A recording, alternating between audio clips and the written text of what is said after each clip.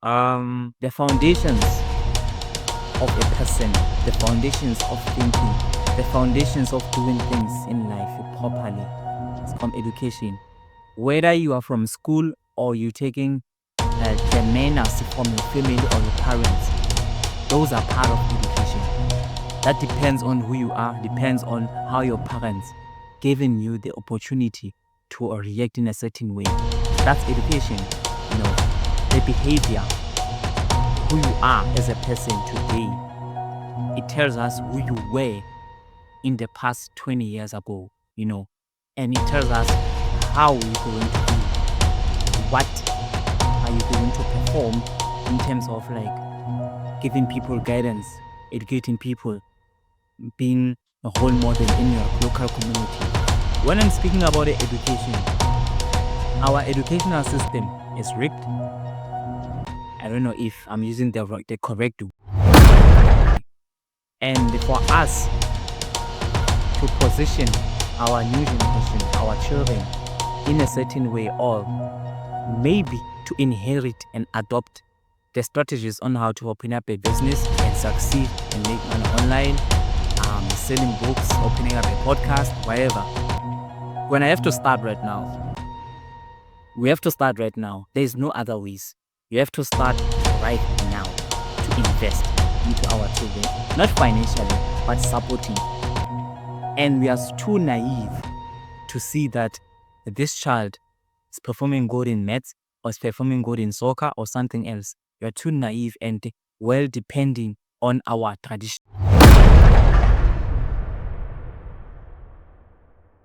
In this channel, we highlight the South African pressing challenges of political neglect, economic stagnation, and societal corruption. It criticizes political leaders for prioritizing personal gain over public service. Patients should not come with immediate effect. As of now, the services are suspended, so this hospital is shut down. There should be no patient who comes here to Charlotte Maxeke now because they will not be admitted. Evident in failing healthcare system and a lack of accountability. The economic crisis worsened by corruption in state-owned enterprise like Eskom has left millions unemployed and businesses crippled by load shedding. Societal corruption has undermined education, with schools becoming unsafe and under-resourced.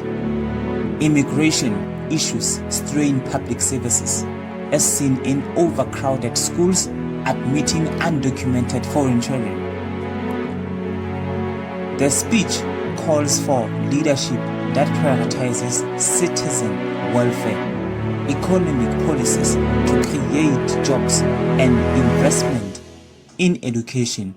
It emphasizes unity and community action to rebuild the nation, urging South Africans to demand accountability, reject diversion, and work towards a better future, inspired by Nelson Mandela. It appeals for collective effort to restore South Africans' dignity and potential. Like, subscribe, share the video.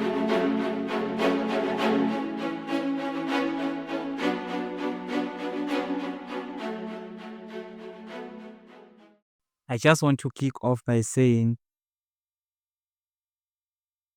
if this message will land to the right audience or to the right community, to the right parliamentary people, politicians, to the right ears, and they may take an action upon.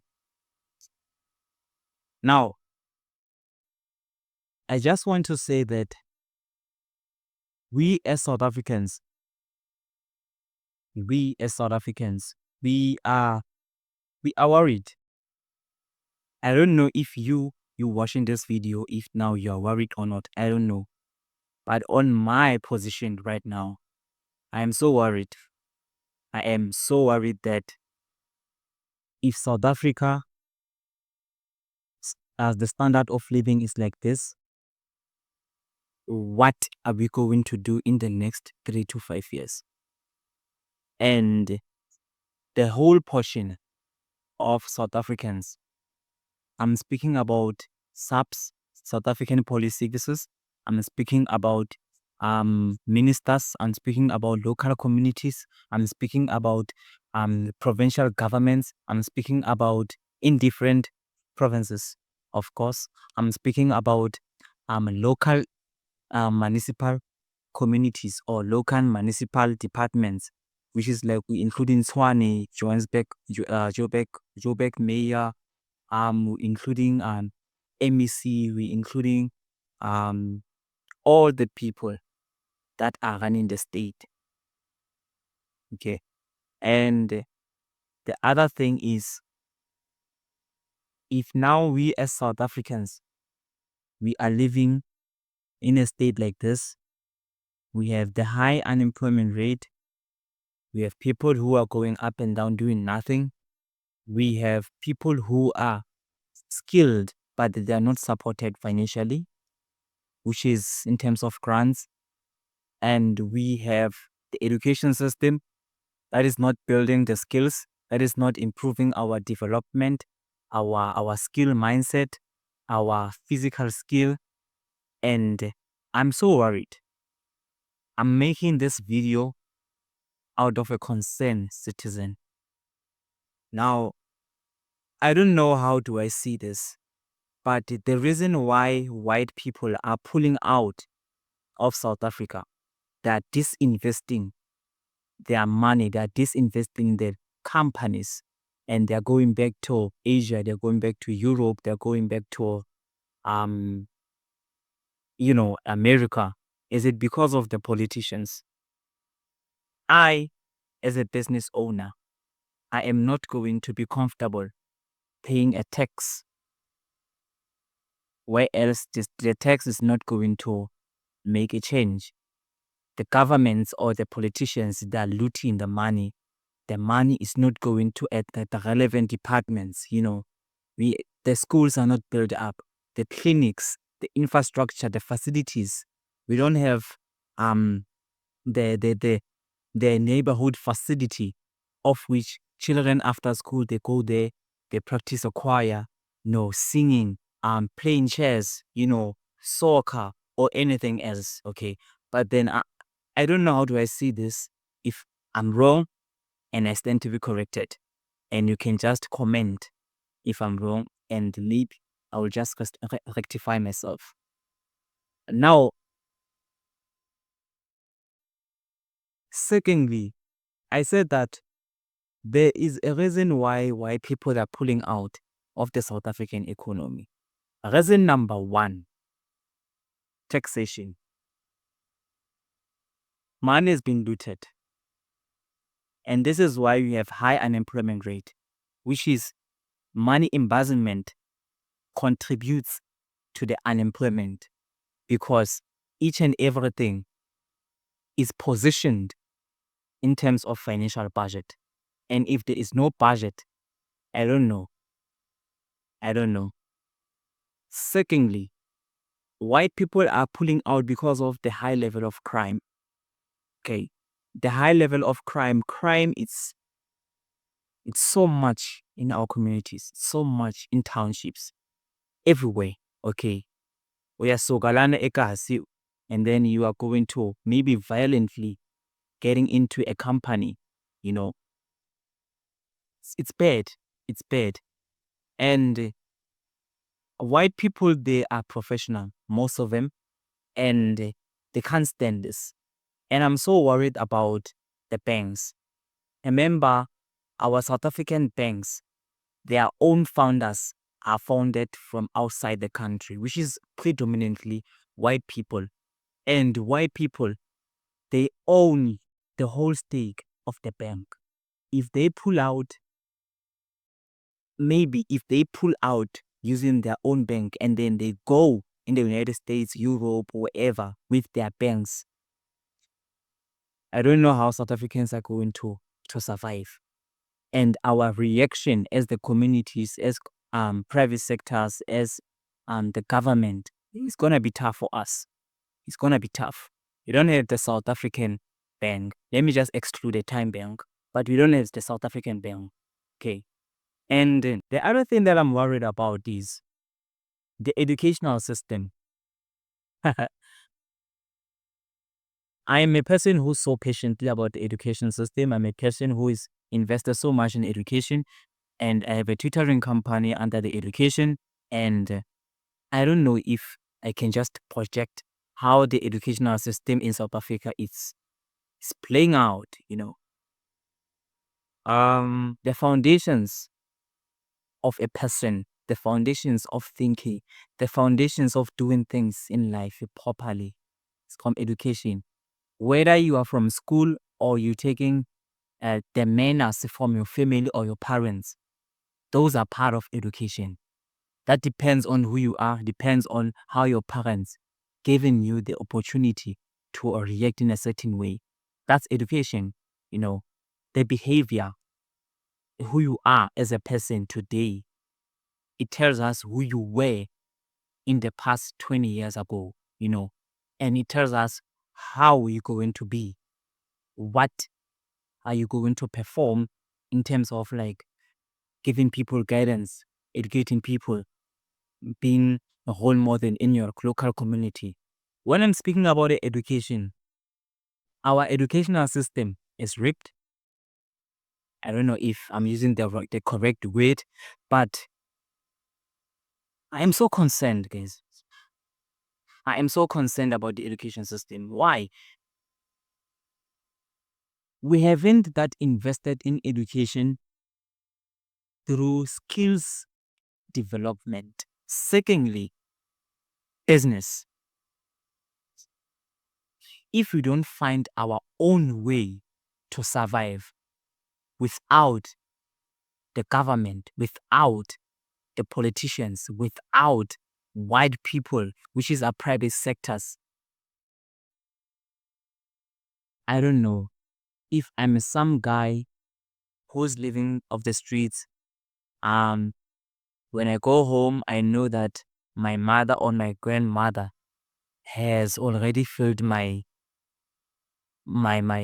plate, and I can just go into a microwave and find food into and eat. The question is where the food are coming from. Are they coming from the social grant of my grandmother or my grandfather?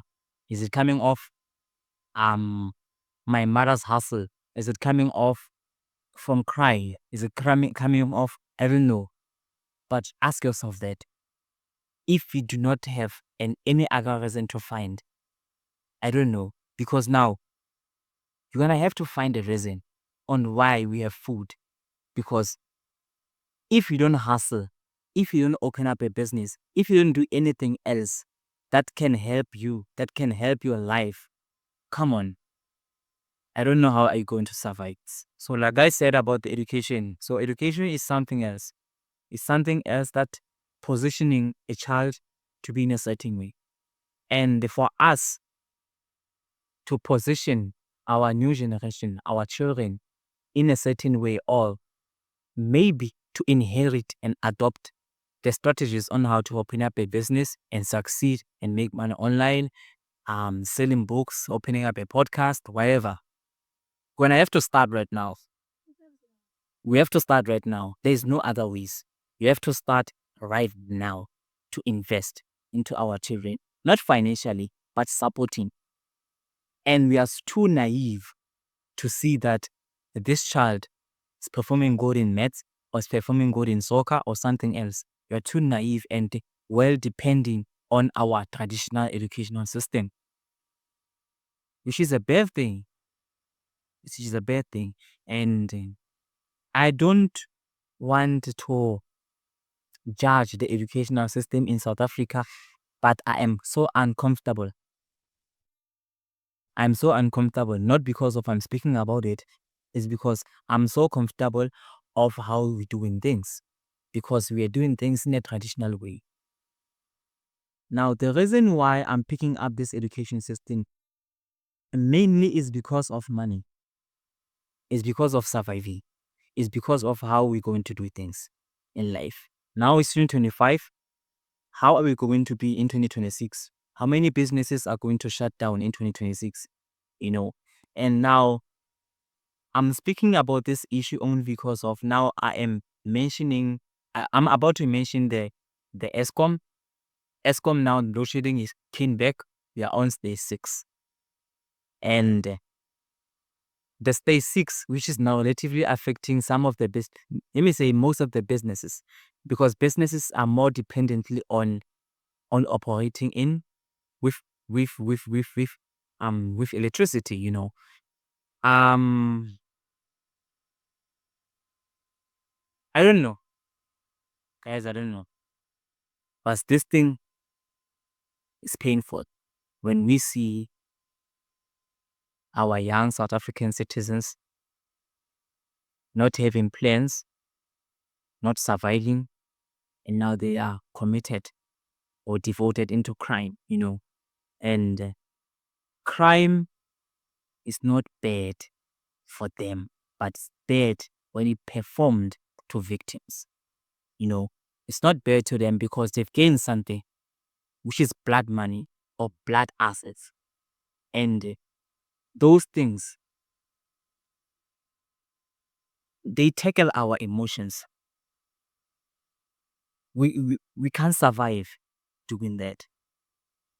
Imagine you got mocked by a 13-year-old boy who's not surviving at home, and yet they are still in school. You know, this is something else, guys. This is something else. And I don't want to entertain or promote crime. We do have our own good ways to make money. Why can't we lend them to other people who do not have an idea? It's not like they are ignorant. They are not ignorant. It's because they do not know what to do. They do not know what are other plans to survive without or with no employment, you know. I'm a concerned citizen, once again, and I hope that this message will reach more audience, more people from the parliament, more people from the local communities, more people from, you know, the right audience who would listen to this message. And most importantly, people who are going to listen and take action upon because they are on power. We in our local communities, we do not have any power, you know. We don't have any power. But I think the politicians, they do have power to change the narrative of how we live, on how we see things. So I think there was the other lady who said to me, she failed her matric, I think 5 years ago, you know. And I said to her, okay, what are other ways of your life? How do you survive, you know? And she says to me, I'm in fashion. I'm doing fashion. I am on manicure. I'm fixing hair, you know, and on face beauty. Then I said to her, that's good. Fuck matric. Who's going to employ you with your matric, even though you go to varsity? And then what? You know, if you come up with your own way to make money and you strategize in a way of marketing, PR, which is public relations, you relate with people, and what the other thing, how you function your business, how you see, how you come up with the tactics to win and make a lot of money. There's no any other reason to go back to school and finish up your matric. That's what I said to her. And she gained, you know, an advantage, and so enthusiastic that, okay, now you give me power. You give me the reason why I started maybe 2 years ago, you know. So if you failed your matric, even if you failed your matric in 2024 and you are reconsidering not to supplement, it is still okay. There are so many ways to make money. Just go to ChatGPT, just go to Google overview. Google will tell you there are so many ways to make money without a paper. I think a paper, it's a way of applying for slavery, because you're getting employed by someone who doesn't have anything, even grade 9. their school in Europe or somewhere else was based on writing, reading, speaking, and then that's it. Then they're off. They go into your grandfathers, their parents, and then they teach them on how to run the business. And then they come into African continent and they enslave you. They tell you to go to varsity and pursue some type of a degree, and then come there with that paper and employ you and give you peanuts, by the way. So like I said, that white people are pulling out, they're disinvesting, and it's time for us to find new path or new ways to make money. And agriculture, it's a big business, and it could be but is part of the main source of income that can change more people. Agriculture and growing crops, doing something and sell, as long as you have land, as long as you have, type of a space where you're going to, to plant the seeds. So, yeah. Subscribe, share the video, comment anything that you want to comment, and ensure that I am going to respond you. Cheers.